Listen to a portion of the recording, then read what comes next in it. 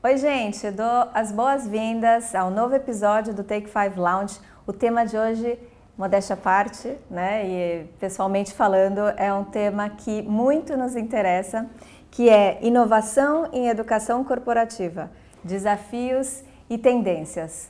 Vem com a gente?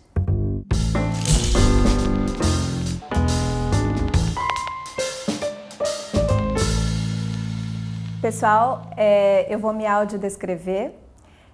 Eu sou uma mulher branca com cabelos castanhos escuros, olhos castanhos escuros também, cabelos compridos, e hoje eu estou vestindo uma camisa listrada de azul e branco. E eu estou aqui com os meus convidados. Eu quero dar as boas-vindas ao Alceu Costa Júnior, que é o nosso fundador aqui do Grupo Take 5 e atual CEO também da empresa. Ele é um publicitário de formação, pós-graduado em Marketing Internacional pela GV, fundou o Grupo Take 5 em 1995, vamos fazer 30 aninhos em breve, e acumula cases e experiência profunda, né, em vídeo, né, produção de audiovisual, treinamento e educação corporativa. E, puxa, já são tantos clientes com tantos projetos que a gente alcançou, né, no Brasil, América Latina, Estados Unidos, Canadá.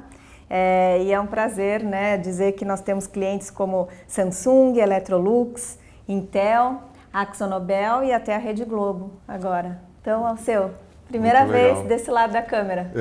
Grandes clientes, grandes nomes e uma das coisas que a gente gosta de se orgulha é que eles são clientes por muitos anos, né? Tem Intel desde 2000 é nosso cliente e é um dos maiores clientes até hoje, né? São 24 anos de relacionamento, muito legal. Então tem muitos outros aí que também estão há muito tempo com a gente. Isso aí, um prazer meu estar participando pela primeira vez do nosso lounge. A minha audiodescrição, eu sou um homem branco, mais ou menos 1,80 m, careca, 58 anos, barba branca, estou usando uma camisa preta e uma calça jeans. Obrigada, Alceu. Bem-vindo ao lado de cá. E eu estou aqui também com o nosso convidado mais que especial, é uma honra ter você aqui com a gente, Léo Carvalho, um cara super conhecido no campo da educação e do treinamento. Tem mais de 23 anos de experiência, atualmente Head de Digital Learning numa grande multinacional, é co-founder da Onion Learning e já impactou aí milhares de pessoas também, né, no Brasil, na América Latina, com os programas que você já cuidou. Certificado em Transformação Digital e Liderança na Inovação pelo MIT, membro da Comissão Científica da BTD, conselheiro do Comitê de Inovação ABED, parceiro de conteúdo da Exame Academy e HSM. Foi personalidade de RH em 2023 pela BTD do Paraná e top 5 palestrantes da CBTD de 2021. Uau! Bem-vindo! Obrigado, Elaine, obrigado. Prazer ao seu, prazer, Elaine. Obrigado por ter me convidado aqui para estar no Lounge. Né? Já tinha visto alguns capítulos, né? A gente fica esperando qual é o momento que eu vou ser convidado. Então, chegou esse momento. Para vocês que estão aí nos vendo e nos ouvindo, minha audiodescrição, sou um homem branco, de pele branca, com barbas e bigode já um pouco grisalho também, meu cabelo é castanho, meus olhos castanhos claro. Estou vestindo uma camiseta de manga curta na cor preta e uma calça na cor caqui. Legal, obrigada, Léo. Que prazer. Hoje a gente está com um timaço, né?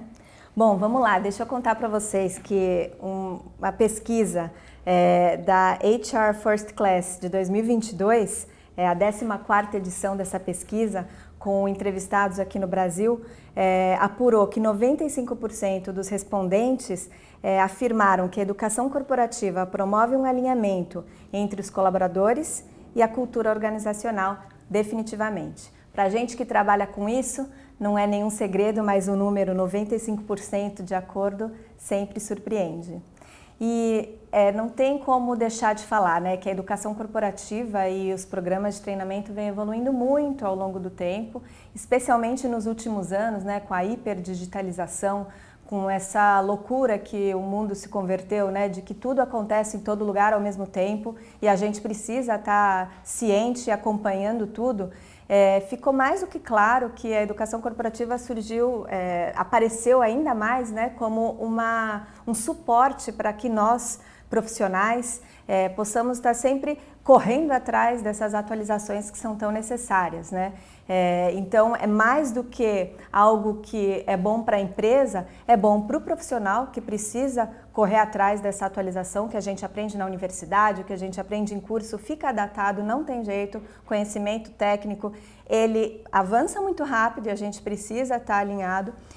E o conhecimento também ali, aquelas questões das soft skills, aquelas habilidades de autoconhecimento, adaptabilidade, o tal do lifelong learning que todo mundo fala, né, que é essa necessidade da gente continuar aprendendo ao longo do tempo, enfim, e todas as outras skills que a gente precisa ter para lidar, né, com esse mundo VUCA que a gente vive hoje, acabam sendo facilitadas pelo trabalho da educação corporativa e do treinamento, que acaba impactando no ecossistema como um todo.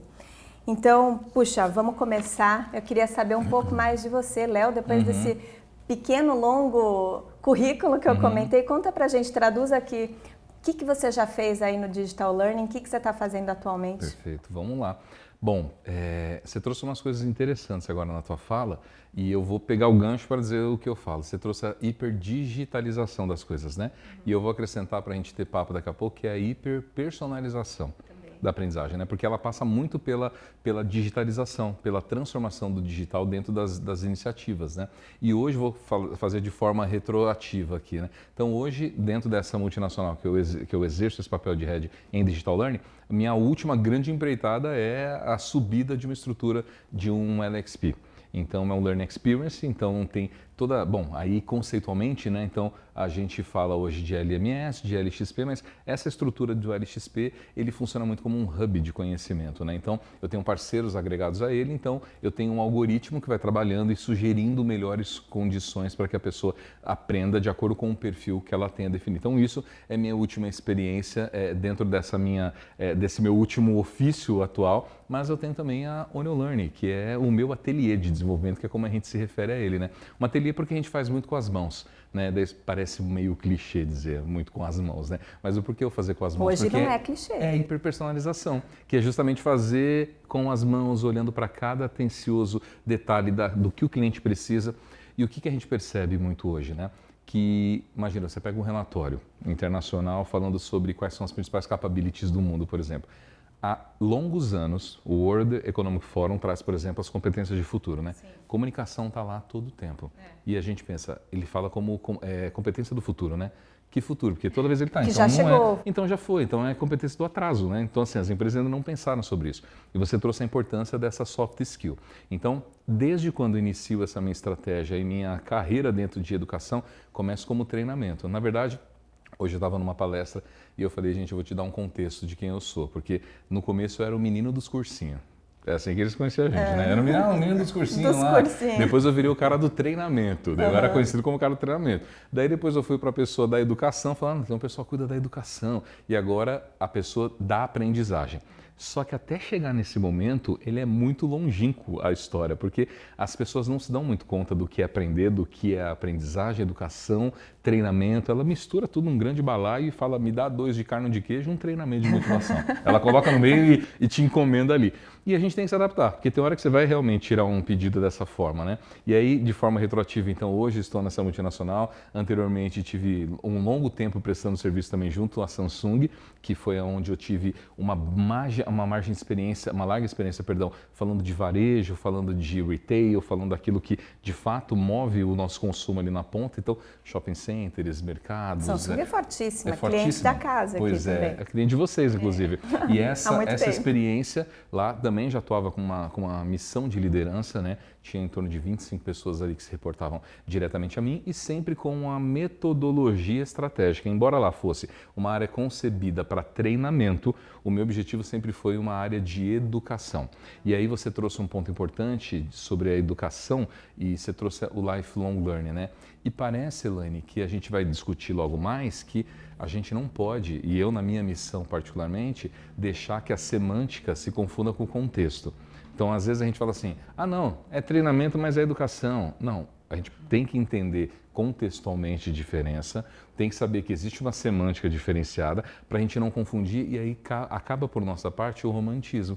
Então eu sou a pessoa que muitas vezes tem que ficar segurando o romantismo das coisas. O pessoal fala assim, vamos fazer um treinamento? Fala, não é treinamento, aqui é um projeto de educação. Da pessoa, tá, é a mesma coisa. E não é a mesma coisa, só que eu preciso ser um bastião desse suporte para que a gente não se desvirtue nessa ideia, né? É uma missão de vida, né? É uma missão de vida, total. E antes de Samsung, ocupei um grande banco de varejo, trabalhei pelo Itaú também, sempre na área de treinamento e educação. Antes do Itaú, ocupei uma posição na Motorola, inclusive também já com educação. Então eu começo minha vida em educação lá em 99, 2000. E aí já liderando o time, naquele momento ainda não, mas logo posteriormente liderando times voltados para treinamento. Então a minha vida é respirar e viver isso. De fato, é né? isso, está ligado ao meu propósito. Legal. Puxa, um cara da educação. É isso aí.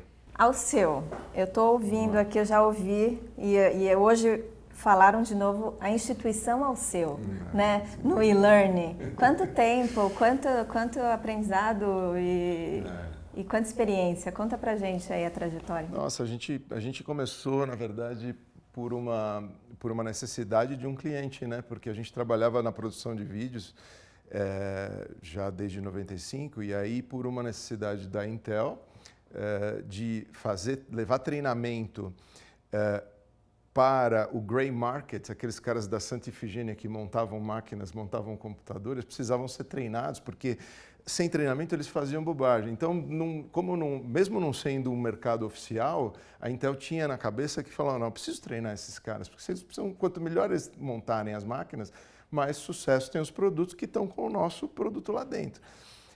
Só que esses caras, você imagina, a gente precisava levar um treinamento minimamente atraente para o cara. Não dava para falar, olha, lê esse PDF aqui, eu vou te fazer 10 perguntas. Não dava. Então, a gente, por ter a bagagem da produção de vídeo já bem estabelecida, bem desenvolvida, e em especial, eu em 98, mais ou menos, montei um grupo de estudo de compressão de vídeo para utilização em CD-ROM, computadores, dá até vergonha às vezes de falar, mas é isso. Então a gente montou esse grupo de estudo de compressão, de como melhor fazer uma compressão para você ter uma taxa de transferência menor possível para o vídeo rodar bem. E por conta disso, quando chegou a internet capaz de rodar um vídeo, nós tínhamos a melhor receita de bolo do mercado de fazer o vídeo rodar na web, né? Tanto que esse foi a vertente que nos colocou aí nesse mundo. E aí a gente recebeu uma demanda deles de fazer um programa de treinamento para essa turma, para esses integradores. E aí foi que a gente, num período muito curto, teve esse desafio, participamos dessa concorrência, ganhamos, entramos e daí para frente foi aí que surgiu nossa plataforma de treinamento, né? Nosso LMS, que hoje também, como você falou, também já é um LXP, a gente só não chama ele, mas ele já está integrado com uma porção de outros meios, WhatsApp, a gente faz treinamento por WhatsApp todo verificado pela plataforma e tudo mais, uma série de coisas que acho que tem tudo a ver isso que você falou, né? Essa coisa de ter multimeios trabalhando em conjunto para poder criar uma experiência cada vez mais personalizada, cada vez mais atraente para todos os perfis de usuários, de consumidores. Então, a partir daí, a gente começou a pegar firme com isso. Em 2011, 2009, nós criamos uma plataforma própria de treinamento chamado Varejo Expert, com foco em treinar não mais apenas os integradores da Intel, mas também todo o pessoal do varejo, a como vender melhor os produtos de tecnologia. E aí começamos a trazer Lenovo, D-Link, Samsung, uma série de outros aí junto nessa plataforma, que juntou, na época ali, a gente tinha um cadastro de mais de 30 mil usuários ativos, exclusivamente de vendedores do varejo, né? Vendedores e promotores, né? Então foi uma experiência super legal e que ao longo do tempo foi dando aí uma bagagem para a gente nesse mundo do treinamento bastante forte, bastante mão na massa, né? Aprendendo para valer. E hoje estamos aí com várias frentes, né, gente? Eu sou do grupo também, verdade. sou sócia do Alceu, que é, além do Take 5 LMS, né, e da produção de vídeos, que é a nossa Take 5 Filmes, a gente tem mais duas grandes áreas. Duas grandes áreas, né? Nós temos essa parte, nós começamos por conta dessa necessidade de você, num determinado momento, ter que fazer coisas muito atraentes e muito específicas para cativar esses usuários e mostrar para eles que a gente tem um programa, traz um programa de aprendizagem bacana, eficiente, que não é aquela coisa chata. Pode ter até um outro momento um pouco mais delicado, onde você tem que consumir um conteúdo de compliance, alguma coisa mesmo, mas que a gente tenta transformar numa coisa bacana. A gente começou a trabalhar com essa parte de engajamento, loyalty, campanhas de incentivo, tudo para tentar achar uma forma de fazer com que a experiência de aprendizado fique mais gostosa, mais prazerosa e, ao mesmo tempo, no fundo, o que a gente quer de verdade é que ele aprenda de verdade e que o treinamento, a gente tem defendido muito essa bandeira hoje em dia, né, que a gente não quer fazer checkmark, treinei, a gente quer fazer um checkmark, aprendeu, ele aprendeu, o usuário aprendeu, não é só eu treinei alguém, porque durante muitos anos, e a gente vê muito isso ainda hoje em dia, né, o pessoal querendo enfiar 110 slides de PPT de conteúdo dentro de um vídeo de 8 minutos que tem que passar. Não, o treinamento foi todo passado, check. O cara aprendeu 1/10 daquilo, se tanto, e então não tem check de verdade, né? Então a gente precisa trabalhar um pouco mais nisso. Então o engajamento e as campanhas de loyalty, elas colaboram muito com esse fim, com essa finalidade. Sim. Vamos falar mais disso mais para frente. Exato. E a outra última, a quarta área que é a mais recente, que é do BI, né, do Business Intelligence, que é botar a informação na mão dos gestores das nossas plataformas para que eles possam tomar as melhores decisões, sempre de forma imediata e baseada em dados. Com dados, né? Sim. E isso puxa aqui para a minha pergunta, né, gente? Eu queria que vocês dessem a visão de vocês da evolução da educação corporativa e do treinamento aqui no Brasil ao longo do tempo. O que vocês percebem, vocês que estão há bastante tempo na estrada, né? Que caminho que a gente vem percorrendo e onde que a gente está nesse momento? Isso é importante. Posso ir? Vamos lá. Se você olhar para o que a metodologia desenha e orienta, a gente tem uma expoente no mundo inteiro que é chamada Jeanne Meister. A Jeanne, ela é uma precursora do assunto educação corporativa e ela cunhou uma expressão que é assim: qual o objetivo da educação corporativa? Ser um grande guarda-chuva estratégico para a companhia. E aí tem alguns pilares embaixo desse grande guarda-chuva, né? De certa forma é o desejo de todo mundo, mas no final do dia, quando passa a régua, poucos o fazem. Porque tem uma questão de sustentabilidade, hoje chamado de ESG, tem uma questão de inclusão, diversidade. Então, tudo isso é também ter as pessoas dentro da sua estratégia de aprendizagem. Só que hoje a gente, quando diz que treina todo mundo de uma empresa, não é verdade. A gente não treina todo mundo. E aí a gente vai falar disso adiante, porque tem várias pessoas que ficam de fora desse rolê em algum momento, né? Por uma série de questões, seja limitação tecnológica, estrutural, até inclusive, muitas vezes, por gap cognitivo, que a gente, Sim. por obrigação, teria que primeiro equalizar um conhecimento para incluí-los, né? Então, quando a gente olha para isso, que surgiu lá na década de 90, essa é a idealização do que seria uma área de educação. As áreas começaram, e aí eu não vou querer falar sobre essa linha cronológica técnica, né? Porque o Alceu está aqui, ele conhece bem mais do que eu, né? Então não vou falar sobre isso. Mas tem uma questão, por exemplo, as empresas antes, inclusive as empresas privadas, apostavam muito, por exemplo, nas estruturas de MOOCs, né? Que são os cursos abertos, que ele tinha muito, né? Então era muito comum que as empresas utilizassem dessa estratégia. A gente caminha para uma versão de SCORM, né? Que ainda hoje é interessante, principalmente as empresas se apoiavam pelas razões erradas no SCORM. Isso que eu acho muito curioso, Alceu. As pessoas usavam o SCORM para fazer o tracking do usuário. Quero saber quem deu complete, eu quero saber quem chegou, que é o checkmark que você falou. Eu só quero saber isso. Então, eu não queria saber se era um pacote condensado que poderia ter possibilidades de interações. Ele queria saber assim, eu dei check ou não dei check. Eu quero saber onde é que ele parou. Daí a gente vem com uma versão mais atual do SCORM. E se ele não está me enganando. Se ele não está me enganando. Porque daí vem uma relação de poder e educação que depois a gente vai explorar. Porque é isso que ele queria. A gente parte de um momento que a gente deixa de olhar, não deixa de olhar para mas a gente começa a abrir o nosso horizonte de que, será que é importante ter esse controle? Para que eu preciso desse controle? Eu me recordo que em várias licitações ao seu que eu participei de contratação de plataforma, num primeiro momento, quando fala assim, a plataforma X tem tantos relatórios, a empresa sempre fala assim, eu quero todos. São 27 relatórios. Ao longo do dia você usa 1 ou 2 no máximo. E sabe qual que eles usam? Ele quer saber quem fez, quem não fez e quantas horas aquilo gerou. É só que o cara se interessa por fazer. Pera, segura aí essa história dos indicadores, que eu quero te perguntar mais pra frente. Seu, na parte de produção de vídeo, de material, não só vídeo, né? Porque o Léo falou do SCORM, mas assim, produção de conteúdo e nos formatos. Você percebeu uma mudança ao longo do tempo representativa?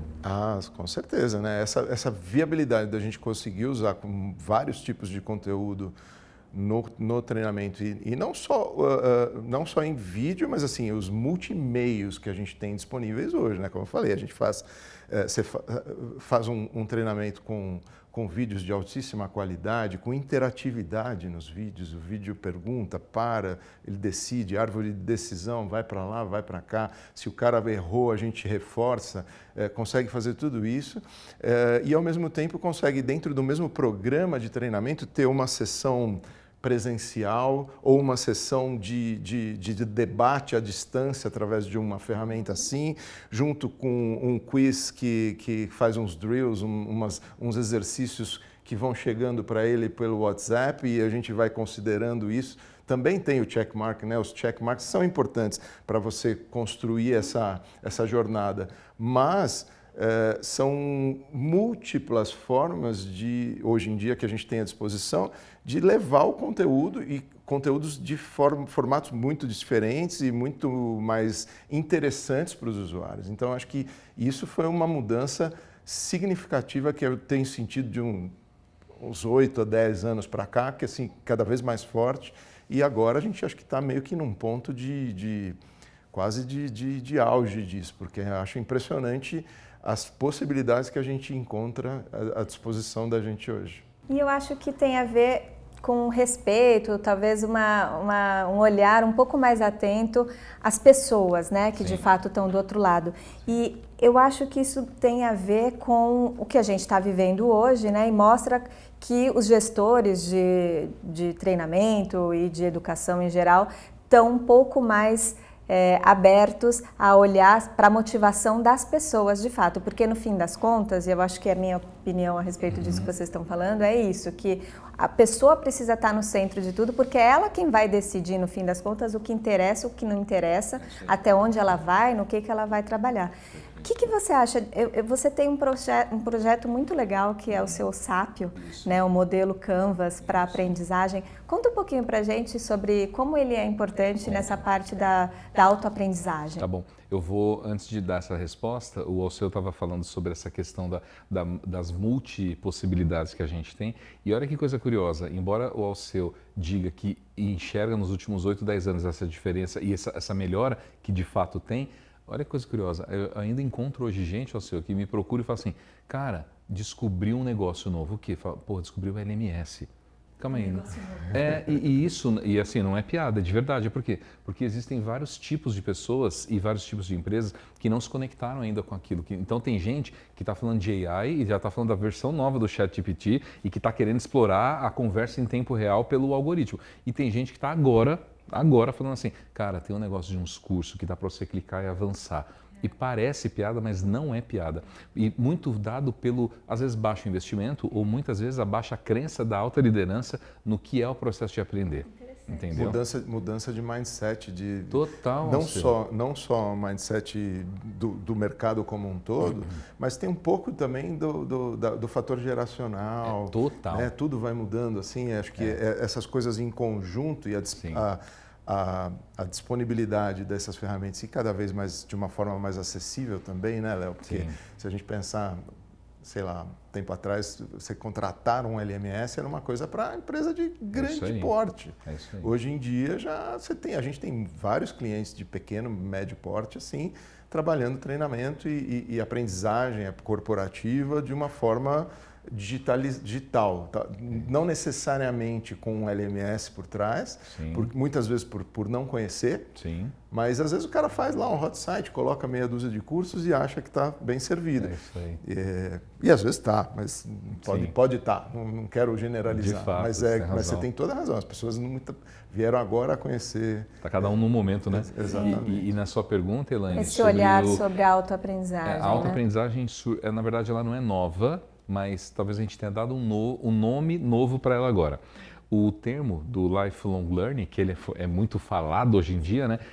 Talvez ele está até deixando de ser falado, porque ele virou hype há uns 3 anos atrás, é meio assim e voo de galinha, tudo né? Bem, ele está caindo, ele não né? ser falado. A gente tem que saber é o conceito, que né? precisa porque fazer. é o conceito Exato. que a gente precisa internalizar. Exato. Ele surge lá na década de 30, e em 60 ele fica legalzão, porque ele entra com a ONU, né? Daí fala, a gente precisa ser lifelong learning, então todo mundo fala, é isso aí que a gente tem que fazer. Só que as empresas não entenderam o que de fato ainda era ter aprendizagem contínua. Eu acabei de sair de uma palestra onde eu estava num painel discutindo com uma pessoa e ele é um CEO de uma grande varejista do Brasil. E as palavras dele foram exatamente as seguintes. O Léo há de concordar comigo, porque treinamento mesmo tem que ser feito dentro da empresa. E aí, quando a palavra veio para mim, eu falei, eu vou discordar de você, porque treinamento é o conceito do lifelong learning. É assim, não sou eu quem defino aquilo que o fulano ou a fulana vai aprender. Na verdade, eu propicio o ambiente e ele decide onde vai. É bem verdade que existe uma CLT, existe toda uma questão legal que impossibilita de que eu diga aprenda na sua casa, que pede equiparação, aquelas coisas todas, e que é muito legítimo. Só que a gente tem outras estratégias também para conectar, por exemplo, o uso do WhatsApp, como vocês comentaram, são estratégias onde ele pode, a qualquer momento, falar assim, desejo receber conteúdos no fim de semana, no horário que eu estou livre. Isso já é uma validade perante a lei, né? E aí, quando a gente olha para essa estrutura da autoaprendizagem, é o que eu acredito, a gente tem que fazer a aprendizagem pensando naquele menininho, na menininha que está na ponta. Como é que a gente faz isso? Parte do princípio de que eu deixo de receber demandas de faça um treinamento eu recebo uma dor. Eu faço analogia, Elaine, como se fosse uma clínica médica. Então, a pessoa me chega ao eu tenho que fazer uma anamnese. E se eu que sou um médico, um doutor especialista, faço a anamnese e você não aceita a minha sugestão ou os exames que eu solicito, não faz sentido. Porque hoje, basicamente, se a gente fosse pensar na educação, ele chega assim e diz assim, ou eu estou com um problema aqui e eu estou com uma dor. Esse problema me gera várias coisas no corpo, eu tomei 4 vezes aquele remédio e já fiz 2 exames. Obrigado. E vai embora. Tipo assim, então para que você veio dentro do consultório? Se você quer o olhar de um especialista, aguarde que o especialista vai te dar uma sugestão. Talvez não seja melhor, porque eu preciso de uma junta médica, né? Então eu preciso de vários médicos para chegar num diagnóstico. A aprendizagem é igualzinho. Mas o que acontece? A gente nas empresas ainda não tem essa concepção de que de fato tem que ser sistêmico esse projeto de autoaprendizagem, entendeu? Eu acho que tem uma coisa talvez ainda mais grave, que está mudando, uma parte dessa mudança que a gente tem visto, que ainda muitas empresas ainda não se deram conta que a empresa tem quase que por obrigação prover esse ambiente de aprendizagem. E não falando, não, isso não é o mundo acadêmico só que vai prover. O cara está na vida profissional, faz parte, interessa para a empresa que ele evolua. Total. Faz parte do desenvolvimento dele. Exato. Numa palestra não tão recente, tem 1 ano e meio mais ou menos, eu estava na FECAP, aqui em São Paulo, com o reitor da FECAP e um outro reitor de uma outra universidade, que esse eu resguardo o nome. E aí, num dado momento, ele falou assim, na minha fala, ele disse assim, licença, daí parou de falar e falou assim, quero te pedir desculpas. E foi aberto assim no público, daí ficou meio aquele clima assim, ele falou assim, quero te pedir desculpas porque nós na universidade não estamos entregando pessoas competentes e preparadas para vocês nas empresas. Porque eu fui representando o braço corporativo e eles o braço educacional acadêmico. E aí ficou todo mundo meio espantado e os próprios que lá estavam, que só tinham professores e reitores, ficaram tipo, como assim? Como não estão? Ele falou, a gente não está entregando.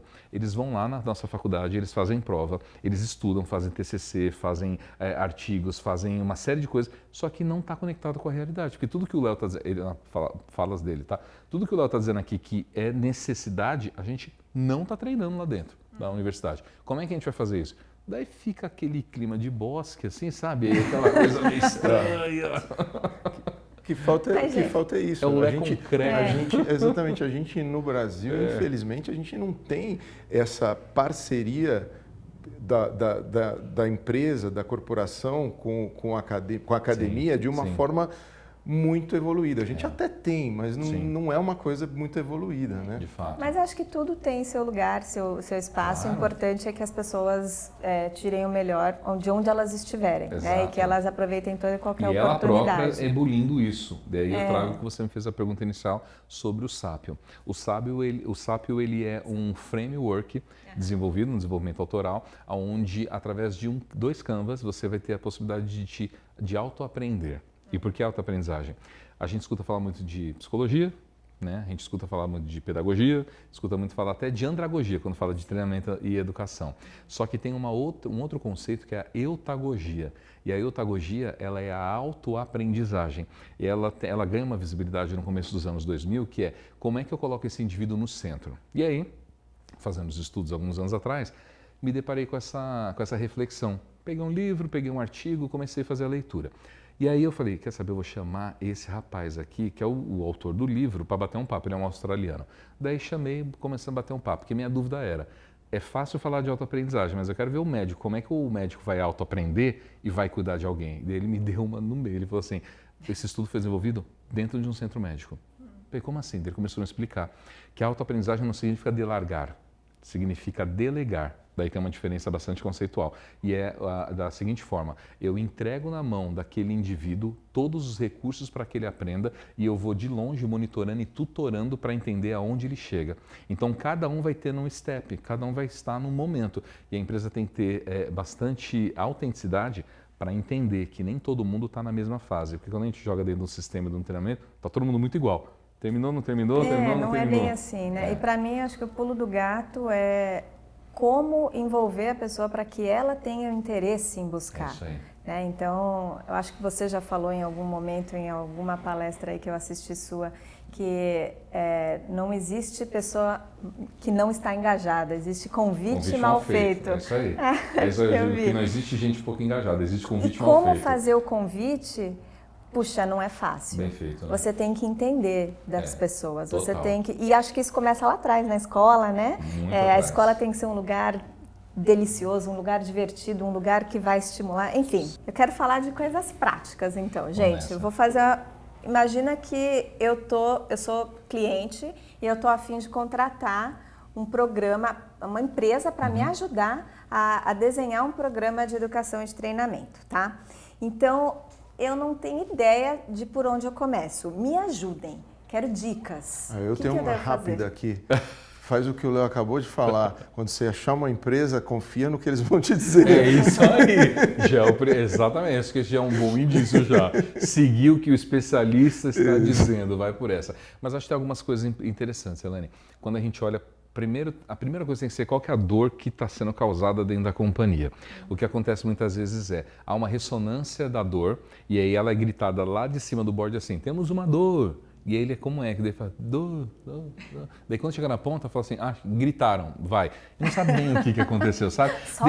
Só vai. Daí ele pega, e muitas vezes, e prepara um programa que não conversa com a base, não conversa com a estrutura central daquilo que ele tinha de mais nevrálgico, então ele fica desconectado. Daí aquele programa que é muito legal. Eu participei recentemente agora de uma experiência dessa, fazendo uma investigação no mercado, de um programa muito legal. As pessoas adoram. Daí quando eu perguntava assim, como que você achou? A pessoa fala assim, adorei. Nossa, maravilhoso. Ela adorou a experiência em sala, só que não houve tangibilização daquilo para a ponta.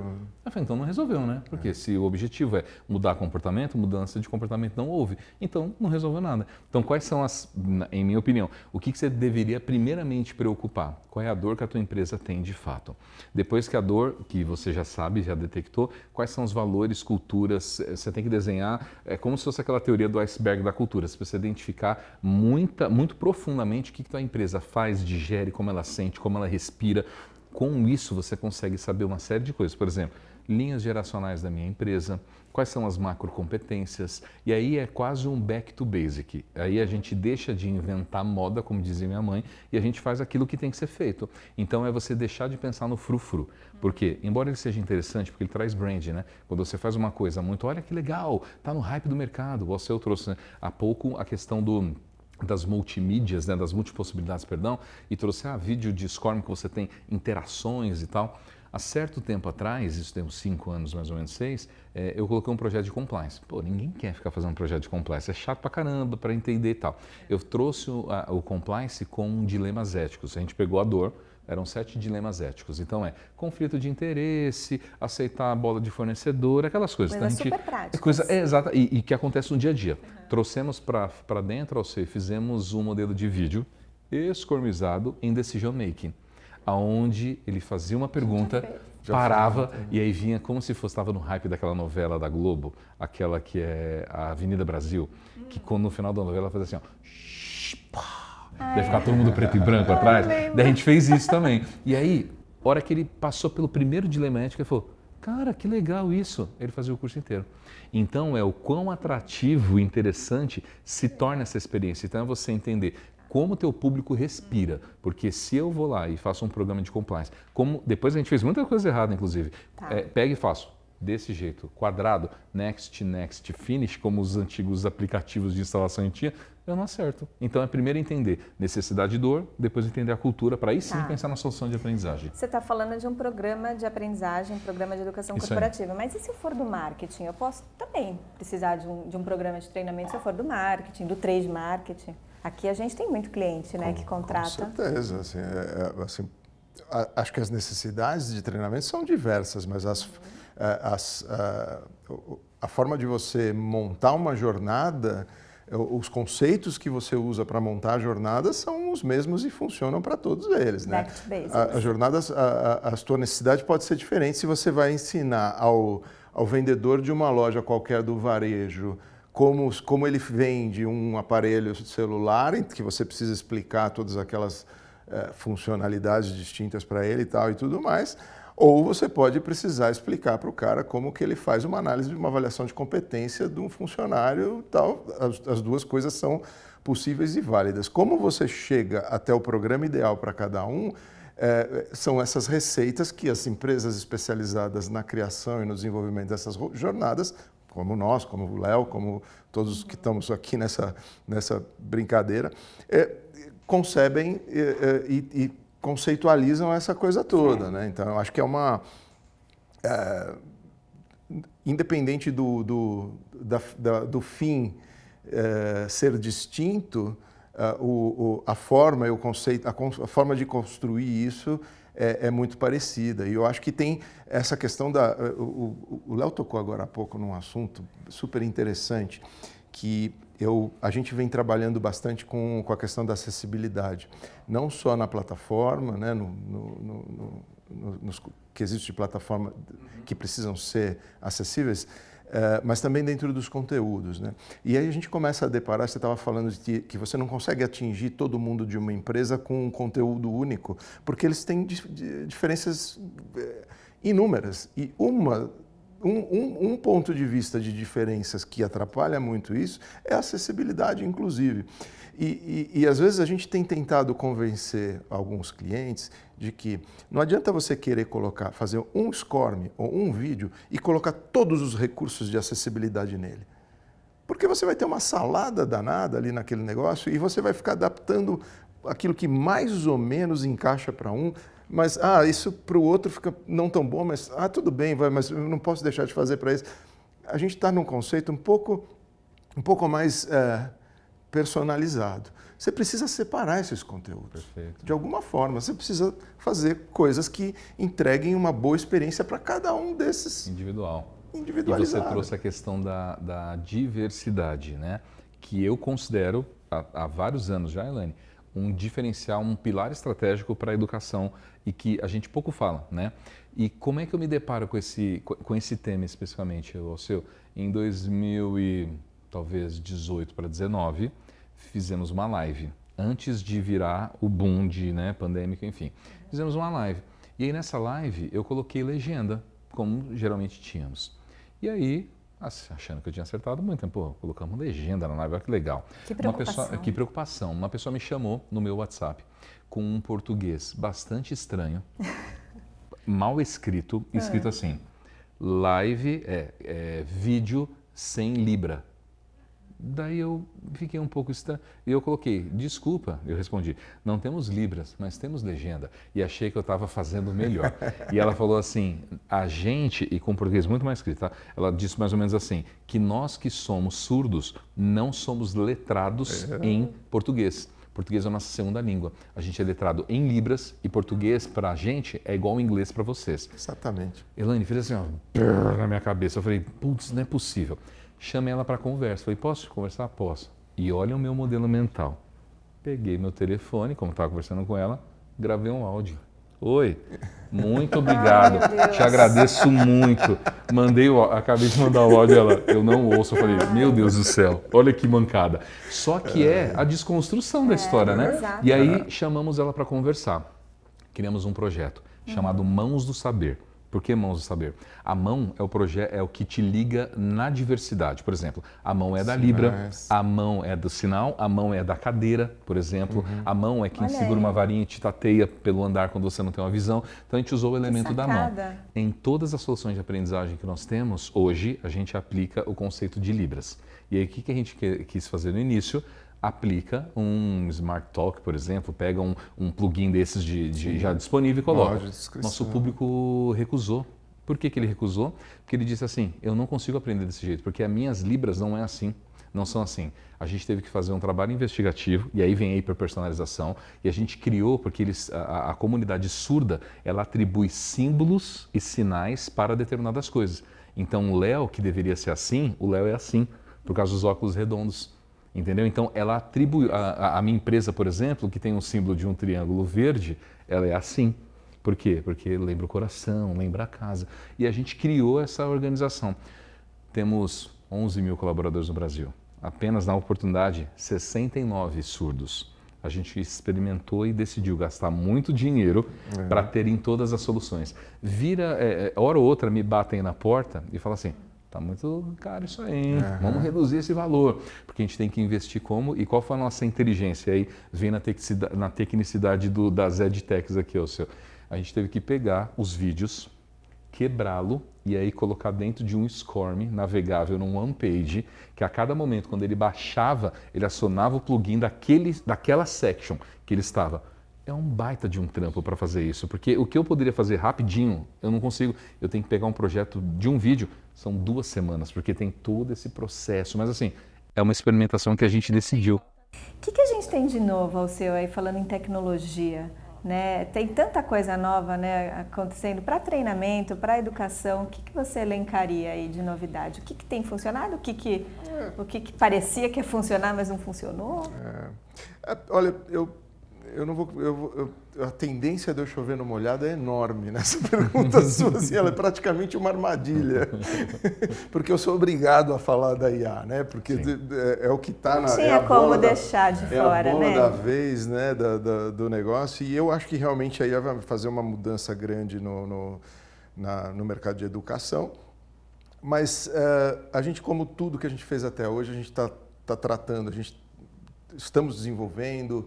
Especialmente nesse quesito, o nosso primeiro POC de inteligência artificial está em fazer com que a inteligência artificial de uma plataforma única do cliente, ou seja, a única coisa que ela sabe é o que está dentro da plataforma, consiga resolver os problemas dos usuários, dos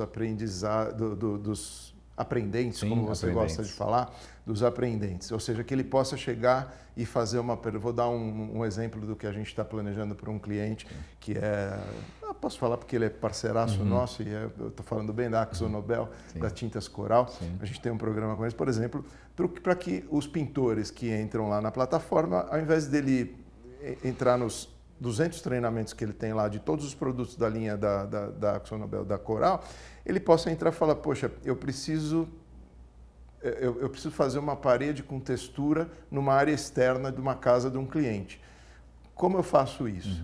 E aí a gente vai entregar para ele, olha, você tem essa opção, esse treinamento, isso aqui e tal, até lá no final poder entregar uma indicação de produto. Os produtos que a gente tem aqui da linha são esses aqui. Então, essa é, por exemplo, uma coisa que a gente vem fazendo. Mas, como eu falei que eu não ia tentar não chover no molhado, Eu acho que, assim, mais do que isso, o que eu venho vendo, que é uma iniciativa que a gente adotou para nós também dentro do grupo Take 5, o que eu venho vendo é isso, de olhar para o aprendizado de fato através do envolvimento. Eu gosto sempre de dar um exemplo que eu sempre brinco aqui com todo mundo, que é assim, me conta e eu esqueço. Me mostra, eu lembro. Me envolve e eu aprendo. Perfeito. Então, assim, envolver os nossos aprendentes na construção do próprio aprendizado dele, para que a gente possa fazer com que tenha eficiência no treinamento, no aprendizado, seja ele soft skills, seja ele produto, seja ele uma competência, o que for. Então, assim, eu acho que isso é que eu tenho sentido que está mudando de verdade, de um ponto de vista não tão tecnológico, talvez mais filosófico da coisa, que eu acho que vai ter um impacto maior e melhor no futuro. Então, eu acho que isso é, para mim, uma visão. Muito bom. Obrigada, Alceu. O que você vê de tendência, Léo, aí nesse mundão? Você fez uma pergunta, o que deu certo e o que não deu certo, né? Sim. Talvez o que não deu certo ainda da forma como foi e que algumas áreas de educação, até outras áreas tentaram colocar, foi o hype do metaverso, né? Então, muita empresa tentou entrar nisso. Tem a NRF, que é a maior feira de varejo do mundo, né? Há 3 anos atrás, 4 anos atrás, tendência metaverso vai pegar. O ano passado, de 200 palestras, uma falou de metaverso. Nossa. Acabou. Esse ano, AI. Acabou. Não tem. Ele vai se ressignificar, mas não vai acontecer dessa forma. O que acontece é que talvez a gente, às vezes, nas áreas de treinamento, educação, aprendizagem, segue um hype e é quase aquele movimento do marketing que o Alceu tão bem conhece, que é o FOMO, o Fear of Missing Out. É tipo você não quer ficar de fora, você quer se enfiar em qualquer rolê. E às vezes não é o teu rolê. Às vezes não é a tua essência, não é o que a tua empresa faz, não é a forma que você pensa. Então isso eu vejo como um hype que foi perdido nesse momento para as áreas de educação. Assim como foi no passado, o seu óculos de realidade virtual. Eu estava numa empresa multinacional que trabalhava com tecnologia, no caso da Samsung. Todo mundo queria, não, tem que aprender via óculos de realidade. Daí veio a Google e falou, fica tranquilo, a gente lançou um óculos de papelão para você. Dá para você aprender aqui, vai custar bem baratinho. Todo mundo falou, agora é a solução da nossa vida. Vai no mercado e pergunta, quem é que está usando a realidade virtual com óculos de plástico, papelão ou ferro? Não tem.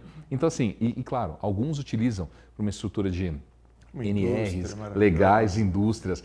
Você vai fazer uma NR que você precisa trabalhar em altura. Em vez de subir em altura, você coloca aqui e fica vivenciando essa experiência. Mas assim, é um nicho muito pequeno em relação àquilo que de fato representa a aprendizagem. Então, isso eu vejo como uma possibilidade que ainda não vingou e talvez não vingue dessa forma. O que de fato está acontecendo? Vou trazer 2 conceitos, tecnológico e um mais humano. O humano, eu continuo na mesma história do que o Alceu trouxe, que é a centralidade no aluno. Eu recentemente fiz um post juntando 2 elementos, que é o CX, que é o Customer Experience, né, que é você pensar na experiência do de fora, e o EX, que é o Employee Experience, pensar na experiência do de dentro. Você junta os dois, ele forma o Total Experience, que é um conceito que a gente começa a trabalhar. Ou seja, eu tenho que dar a melhor experiência para aquele menininho que está na ponta na minha estrutura. Quando eu olho para isso, eu de fato estou sendo inovador. Então, esse é um primeiro ponto. Falando da inteligência artificial, impossível a gente deixar passar. A inteligência artificial hoje, ela deixou de ser hype. E a hora que a gente está falando de novembro do ano passado, quando surge a OpenAI da forma como surge, né? Então ela começa a ganhar essa capilaridade e daqui a pouco ela deixa os novos telefones que a gente não vai falar as marcas, daqui a pouco está vindo com embarcado já e offline. Ou seja, então assim, a tecnologia vai ficar muito mais acessível. E talvez se a gente gravar um podcast daqui a um ano, a gente vai estar falando assim, qual é a necessidade de criar bons promptistas? Porque o que vai faltar é gente que sabe fazer as boas perguntas. Então, a tecnologia está para ajudar, IA é realmente aquilo que está no futuro para a gente, só que talvez não desta forma como está. Porque as pessoas hoje não fazem boas perguntas no one-on-one, quiçá numa tecnologia. Então, às vezes eu vejo as pessoas dizendo assim, quando eu pergunto, você está usando o ChatGPT? A pessoa, não, eu prefiro usar o Google. Mas então você não entendeu nada do jogo, porque não é para você usar o Google para isso, nem isso para o Google, é outra coisa. E as áreas de educação talvez ainda não entenderam, e a gente obviamente se inclui, mas é um processo que, imagina, hoje a gente já não consegue mais viver sem internet, tampouco viver sem as plataformas de aprendizagem como vocês têm. Daqui a alguns anos, a inteligência artificial vai ser pressuposto. Não tem como não tê-la, porque não tê-la significa atraso. E hoje a educação ela já é vista como diferencial de competitividade. Você pega os principais indicadores de mercado, quando fala de melhores empresas para se trabalhar, aquelas coisas de mercado que tem, uma das linhas do Trust Index é para pergunta, como é que a sua empresa te desenvolve? O que ela usa de estratégia? E os caras falam, eu adoro, porque tem uma plataforma, tem um programa, tem um sistema, ou seja, já é uma ação de diferencial competitivo. Concordo. Puxa, a minha última pergunta era sobre tendências que fossem além da tecnologia e vocês, como em todo episódio, acabaram se adiantando e já trazendo. Gente, a gente é tão ansioso, né? nem precisava aqui das minhas perguntinhas preparadas. Gente, muito obrigada, viu? Quero agradecer muito sua presença, Léo, ao seu finalmente aqui do lado de frente da câmera. Olha que prazer estar aqui com o seu. Que legal. Gente, muito obrigada mesmo. Obrigado. Pessoal, espero que vocês tenham curtido, que vocês tenham entendido aqui tudo que todos os conceitos que a gente trouxe. E, por favor, fiquem à vontade aí para continuar essa discussão nas nossas redes. Nos acompanhem, a gente está no YouTube, a gente está no Spotify. E fiquem aí à vontade também para conversar conosco no nosso Instagram e no nosso LinkedIn, tá bom? Obrigada pela companhia e até a próxima. Tchau, tchau.